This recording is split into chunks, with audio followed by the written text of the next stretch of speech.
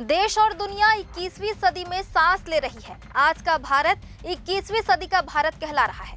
तो विकसित भारत के लक्ष्य को हासिल करने के लिए हमारे कदम तेजी के साथ बढ़ रहे हैं। लेकिन आज भी छत्तीसगढ़ अंधविश्वास से बाहर नहीं निकल पाया है। चौंकाने वाली हकीकत तो यह है कि आज हम जिस बात का खुलासा करने जा रहे हैं यह किसी गांव या कस्बे की खबर नहीं है, बल्कि एजुकेशन हब कहलाने वाले भिलाई से सामने आई है। नमस्कार, CGNN लाइव में मैं हूं आपके साथ सीमा।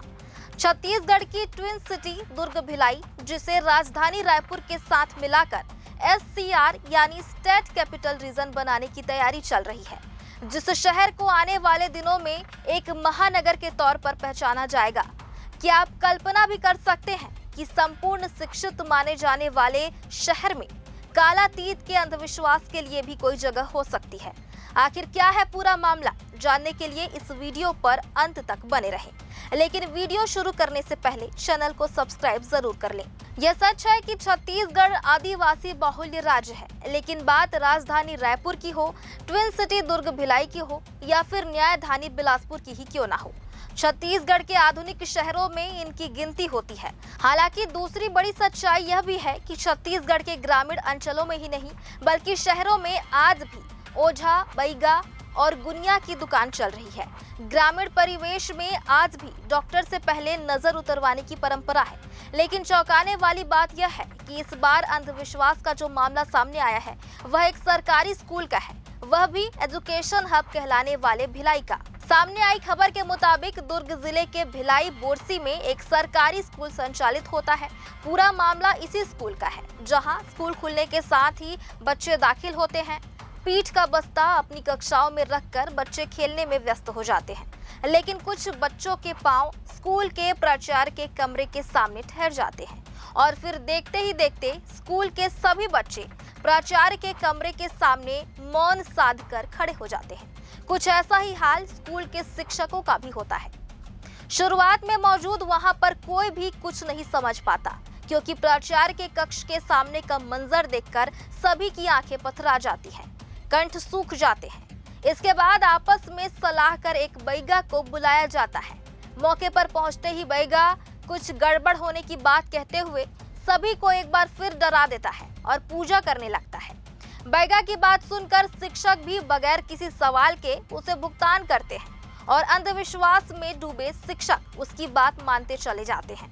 दरअसल बोरसी के उस सरकारी स्कूल में प्राचार्य के कक्ष के सामने खून से सनी कोयल, नींबू, सिंदूर और रंगोली के कुछ अलग तरह की रेखाएं खींची गई थी, जिसे देखकर स्कूल के तमाम शिक्षक इस बात को लेकर घबरा गए कि वहां पर किसी तरह की तांत्रिक क्रिया हुई है, जिसकी वजह से स्कूल के बच्चे भी बुरी तरह सकते में आ गए। अंधविश्वास से घिरे शिक्षकों ने इसे साफ कराने के बजाय बैगा को बुलवाया और पूजा करवाई। जानकारी ये मिला हमको कि ये सुबह मॉर्निंग स्कूल में मैडम लोग आते हैं 7:30 से 11:30। उन लोगों द्वारा बताया गया कि कोई पक्षी, कोयल पक्षी है, उनको मार कर जो है एक जादू टोना टाइप टोटका कर दिए हैं। हाई स्कूल स्टाफ रूम के सामने ताला लगा था उसमें, लेकिन बरामदा खुला है।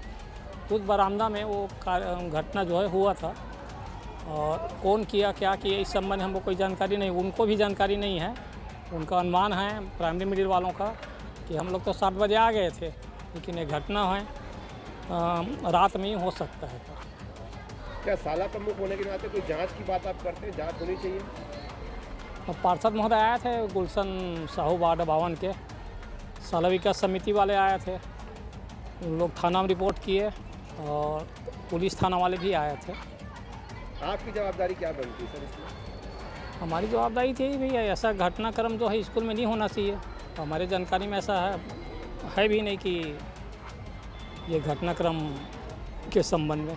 बैगा ने अगरबत्ती, कपूर और सिंदूर से टोटके की काट का दावा किया। हालांकि बाद में शिक्षकों ने पुलिस को मामले की जानकारी दे दी, जिसे लेकर पुलिस स्कूल के आसपास लगे CCTV कैमरों से फुटेज खंगाल रही है। फिलहाल स्पष्ट नहीं हुआ है कि इसके पीछे किसका हाथ था और उसका उद्देश्य क्या था। बाद में शिक्षकों ने पानी डालकर रंगोली जैसी आकृति को पानी से साफ कराया।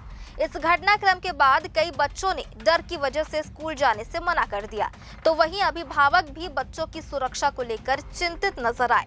इस पूरे मामले पर दुर्ग विकासखंड शिक्षा अधिकारी राजेश्वरी चंद्राकर ने कहा कि शरारती तत्वों ने इस घटना को अंजाम दिया है। इसका उद्देश्य बच्चों और शिक्षकों को डराने का है ताकि वे स्कूल न आए। यह अंधविश्वास फैलाने की कोशिश है जिस पर ध्यान नहीं देना चाहिए।